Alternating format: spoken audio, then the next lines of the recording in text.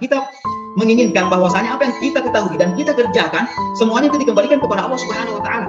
Sehingga pada dasarnya dalam kehidupan kita ini, dalam kehidupan kita tidak pernah sekalipun dari perbuatan kita lepas daripada idrak sila billah. Kita tidak pernah lepas dari idrak sila billah. Itulah yang menjadi kualitas iman seseorang. Ketika setiap perbuatannya itu bisa melibatkan Allah Subhanahu wa taala dalam setiap perbuatannya. Karena kenapa? Karena memang kita menuntut ilmu, kita melakukan apa yang kita ketahui itu adalah untuk kalian dan bukan untuk menggapai ridha Allah Subhanahu wa taala. Makanya Imam Al-Bukhari dalam kitabnya Sahih Bukhari itu ada membuat sebuah bab yang ini saya kira tidak ada di buku-buku lain. Di situ dibuat sebuah bab, babnya mengatakan babu al-ilmi qabla al-qawli wal amal. Bab ilmu mengetahui sesuatu qabla al-qawli wal amal. Sebelum mengucapkan dan sebelum melakukan. Sebelum mengucapkan dan sebelum harus tahu dulu. Nah, makanya disinilah fungsi kita sebagai seorang penuntut ilmu, sebagai seorang manusia biasa.